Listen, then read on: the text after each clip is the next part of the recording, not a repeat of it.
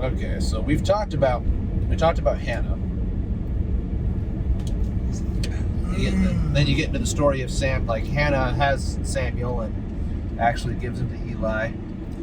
Okay, so Hannah was barren. Hannah goes to the priest Eli and promises. And Eli promises her that she's going to bear a child, and she promises the child. And there's language there that I find. We've always wondered why the story of Samson's in there, because he's not an Israelite, right? Is he not? He's an Wait, Israelite? Yeah. Or he's not a. I'm sorry, he's not a good guy. No, he's not good. Oh, no, Samuel's yeah. not a good guy. No. Sorry. Yeah. He's a Nazarite. Nazarite. He's a from Nazareth. Nazarite. But no good thing comes out of Nazareth. specifically the covenant of not cutting your hair, isn't that like? Yeah, isn't no the razor shall touch his head. Like it says Yeah. that specifically. Like that language is used in the same way as on Samuel On and Samuel. Samson, Yeah. which makes me think that it's a deliberate Parallelism. dichotomy of Sam's. Well, that would make sense Like- to me actually, because like if you're tracking, because like we're obviously in Psalms and Proverbs, you're in the poetry, and parallelism is a very common trope of Hebrew poetry. Well, everything. So, what is the long one? 116 or 119? That's the longest in the Bible. Longest. There's like 176 verses, Oh yeah. and it's 8 verses, one for each letter of the Hebrew alphabet. Right. Yeah. And the sections, beginning yeah. of the verse, like basically what he's saying is, it's like how we would do it. It'd be like, A, I love God. A is for all the trees and Right. the apples and the aardvarks and the anteaters, right? B is for the broomsticks and beer and you know, like What are you doing? I'm getting over because of the kappas. The gaps. They're blocking my way. So what's your about the what? I'm not following you. What's your point about the? Yeah, that's actually what I keep Therefore thinking. what? Therefore what? Okay, so I'm not done talking about the alphabet. I had a really good one for zebra, guys. Anyway, yeah.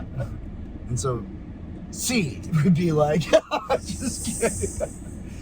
So yeah, A to Z, but it's poetry. So the story of two Sams is a Sam that his mom promised that he would always keep the covenant, and he did.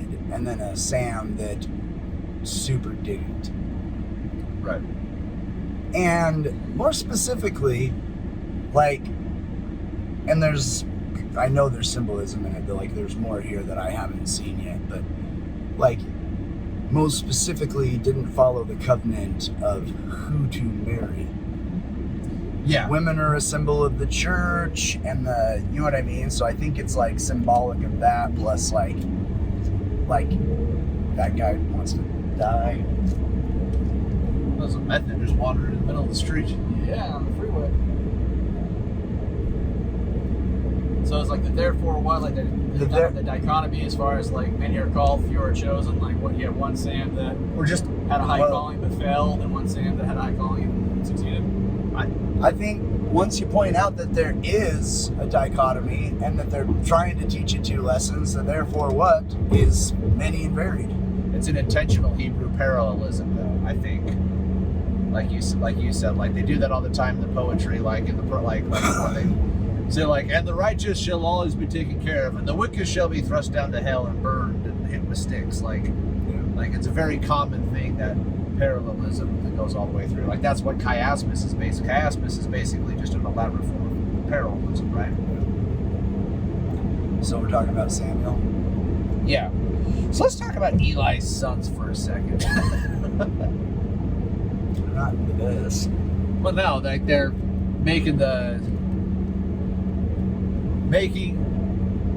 selling the rights of the priesthood for sexual favors to the Israelitish women. So that makes me think of, and I cannot remember where I heard it now, but the concept of. So what do you guys think of this? The concept of that thou shalt not take the name of the Lord thy God in vain does not mean what we traditionally think it means. No, you're thinking of David A. Bednar's talk. Well, like, okay, you could be thinking of David A. Bednar's talk where it's not, oh my God, in the wrong context. It's vain in the sense of vanity being you're using it to no point, to no purpose. Like, for example, like giving a blessing to somebody when you don't have the authority to do so. You're calling upon the name of God, but you have no vain. authority. Yeah. You're doing so in vain. It's to no avail. Yeah, that is what I'm referencing. Yeah, Okay. yeah, like the Bednar talk, where like I thought that was a really interesting concept that taking the name of the Lord in vain is exercising and invoking His name without the power and authority to do so. And that's why it's one of the what commandment is that? 3? 3 tree. Veins have Trees have veins. I do that for you. Cover your mouth. Lord's name in vain. I learned that when I was a Valiant in primary. Sister Stevenson in the can't think of the name of it. Birch Creek Ward on Old Post Road in Ogden, below Shadow Valley. So Sister Stevenson taught me how to remember the 10 Commandments. I'm 41 years old and I still remember it. And I've taught it to hundreds across my teaching, mission, and beyond career. I've never had a class that I haven't taught it to. Let's say that. That's cool. So that's Youth of all ages and sizes. Oh, that's funny.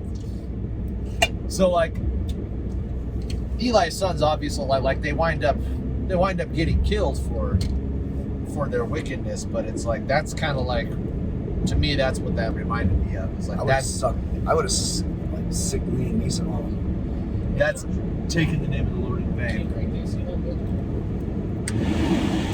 You actually have to turn it down to this, but let's get it on you. Thank you. Can you feel it? Yep. Yeah. If it's at 4, you can't hear, but you got to get it blown right on you. And that's got to be what makes priestcraft so bad, right? Like, because you're taking the name of the Lord, and like that's like actually taking the name of the Lord in vain. Yeah, one of the most obvious stories being Simon, the sorcerer, in Acts. Remember, approached and was giving blessings, and then Paul showed up and said, "You gave this guy authority," and so Simon's like, "Well, I'll buy it." Yeah. It's like, That's not how it works. It's not for sale, dog. Right. Like, so I just, like as a priest, like warning to the priesthood holder, like don't take my name in vain. I've given you the authority to act and work in my name. Like, are you taking His name in vain? Are you properly exercising your priesthood authority? Are you acting the way that He would act and standing in His place? how much do you think?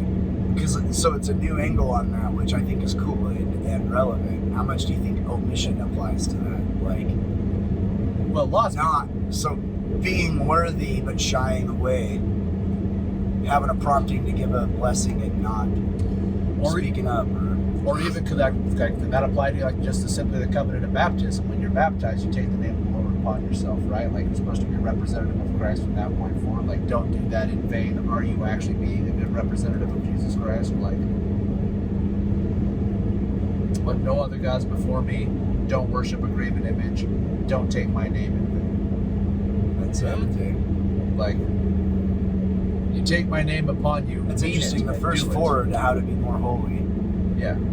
Yeah. How to take God very seriously, including honoring His day. And then the 5th one is your parents. After that, like honor your parents, who are your representative on earth. And then the obvious ones: don't kill, sleep around, or steal. Well, that makes the first 4 commandments all about how, like you said, how to be more holy, like what we learned about at Ed Week, like how to fulfill your purpose, how to reflect the image of God, how to become more, like align yourself more with Him. Like that's all of those have to do with. I would say the first 5 are all about honoring your parents. First 4 honoring the heavenly ones, and then honor the mortal ones on the same. Yep. And then you start to look outwards. Yep. Like, don't sleep around, don't kill, don't steal, don't lie, don't covet. But like I like that with Eli's sons. It's like you get the example of like taking the name of the Lord in vain. Like they're priests, they're taking his name in vain. They're exercising their authority for their own personal gain, corrupting the children of Israel, corrupting those that they're coming across, and it's like they're having an evil influence. And so like they get punished. And what's important to me is like, I'm trying to think of how to say this. They get punished and replaced. One of the things that's been interesting to me serving in my current calling is the notion that like the feeling of sorrow that I get when somebody turns down a calling, not because the job doesn't get done, but because I can feel that they lost an opportunity and I can feel that they lost blessings. Like we find somebody else and call somebody else into the calling, and the calling gets done. Somebody else gets those experiences, but like every time that happens, I always feel like I always feel the lost opportunity for the individual that turned down that calling. So it's like Eli's sons. It's like what I said in the poem, and it's like Jason, maybe you'll remember the prophet was David O. McKay. It's better to be trusted than to be loved. It's like the Lord loves all of his children. Oh yeah. The Lord loves all of his children, but only those who he trusts get to do his work and get to be his hands. So it's like the only person who you're costing, if you take the name of the Lord in vain, the only person who you're costing blessings is yourself. So then Samuel becomes a prophet. That's actually a good point, very true too, because you think about that, like the person giving the blessing or the person that does the ordinance, it doesn't, even if they weren't particularly worthy, it doesn't void the ordinance itself, because they still have the authority, they just lost the power. Right. But the authority's still in place. Like consider like the baptism, like Elder Holland says, like you put your arm in the square and you say, having been commissioned by Jesus Christ, and he says that commission was to change your convert for their life, but it was most certainly meant to change you for yours. Right. So yeah, taking in vain, you can miss that. Well, the older you get too, the more you realize that the most important convert on a mission is the missionary, right? Yeah, the commission is supposed to get. Yeah. I don't know how many people, I hope that some of the people that I helped, that I was a part of them joining the church are still active, but I honestly don't have a lot of hope for a lot of them, but I can tell you that my mission changed me.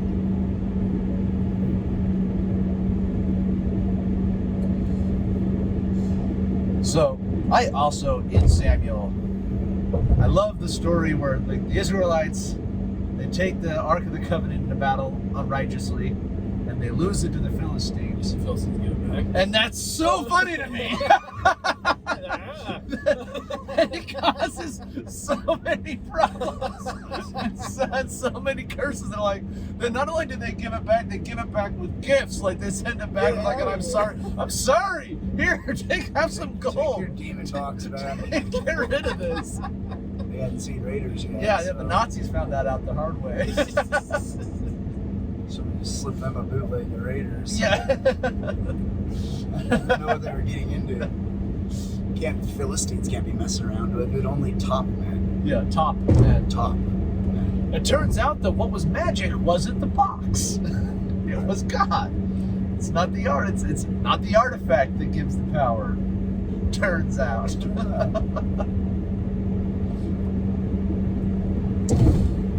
So.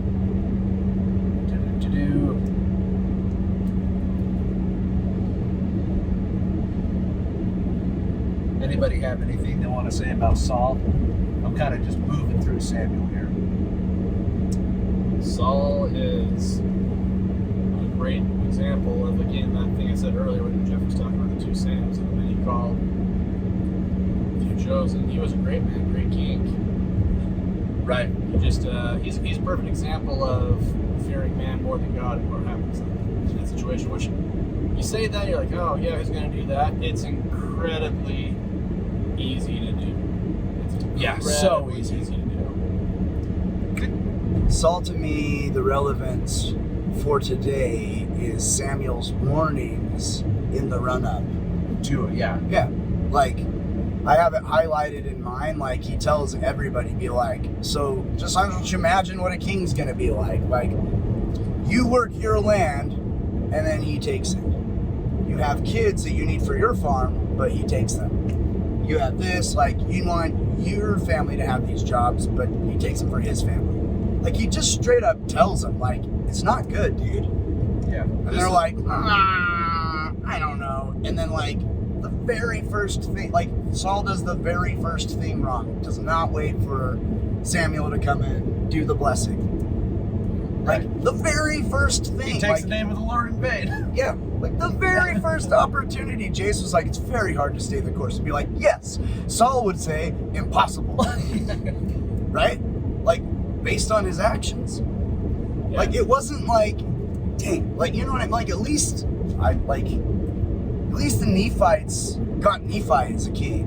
And Jacob, you know? Benjamin and Mosiah, like the Nephites had some good They kings. had some good kings. Yeah. Like, and they started out good. Like, it took time. Like, the Israelites, just like right out of the gates, like king number one. But don't, what, no? No. The king would. Oh, okay. Yeah, I was like, yeah. please, if I'm wrong, I'd love to hear it. No. But then king number 2 is David, and like, he stayed faithful forever. Ugh. Dude, David gets a bad rap, man. He made like a really bad mistake. But he actually, as far as kings go, like he's the best king that they had. I don't know if there's been ever. I don't think they ever had a better king than David. So David's an interesting study because, like, I'm reading this book called Religion and Mental Health, and David is one of the people that he references as somebody that potentially was suffered from what could, like, possibly clinical depression. It's like you read his writings, like in the Psalms and stuff like that. Like I would say bipolar. Like, from the joy of the Psalms to the despair of the Sheba. well, so think about that. Like I've been pondering upon that possibility because like bipolar. Like David talks David describes periods of time where he can't eat and he can't sleep because he's so harrowed up in his sins. Like, he describes what like sounds like from the outside looking in, like bouts of depression. And like, he wasn't out like he sees Bathsheba because he's not out with his soldiers, right? He's not out being where he's supposed to be. But like, the thought occurred to me, like, you think he was like having was he in a weakened mental state possibly?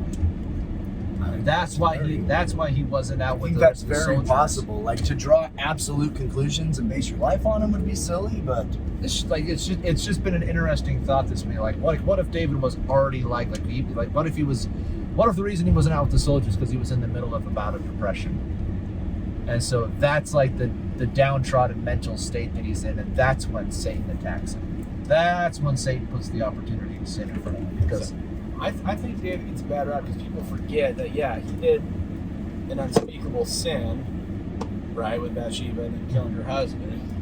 But he's in the scriptures a lot longer after that moment, and all of it, everything he does, is trying to atone for that error. He spends the rest of his life trying to make up for what he did. and his whole family gets torn apart because of it. Yeah. That's why I feel like he gets a bad rap. It's like he made a mistake and he's tried his whole life to make it right. But everybody's always like, yeah, David felt measured. It's like, dude, he did a lot of good before, and he did a lot of good after. It's like, not my place to say what his judgment's going to be. Right. oh yeah, I never go there. I didn't say, you never heard me say anything about where he'd be now. Yeah. Absolutely. So here's the conclusion for that thought that's been percolating in my mind as I've been thinking about that as a concept, that like that Satan knows when to, like, how to wear you down and when to put the big thing in front of you. Like, when to put the straw that breaks a camel's back in front of you, right? Like, we've seen it with our friends. Like, seeing him, seeing Satan carefully lead him down a spiritual path, not making the right decisions, and then all of a sudden, boom, you're doing, like, you're violating your covenants, you're cheating on your wife, you're doing something like that. But like, he does like that's not what he leads with. Like that's why like that's part of the caution with David. Is like I think like Satan like yes like waits for him to be in a bout of depression, waits for him to be in a really bad place, in a really like really down, and then that's when Bathsheba. That's when that gets put in front of him. Like I would say too. drags you into the pit, and then that's when he tries to finish you off.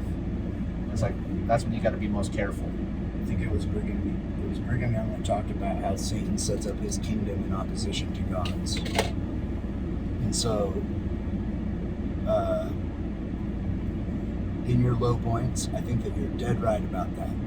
David's a great example. Like, he's going to come at you when you're low. So, like, you got to be prepared to recognize, like, that you're in a valley and to fight it because there's a peak around the corner. But then also, that Satan's setting up in opposition, like when you're going to have a great spiritual experience. Josh always has a hard time right before education week. Right. Or you can have a hard time for conference. Like any stake president will tell you that like they have opposition before stake conference. Any education week presenter will tell you they have opposition before they're going to go To education we present.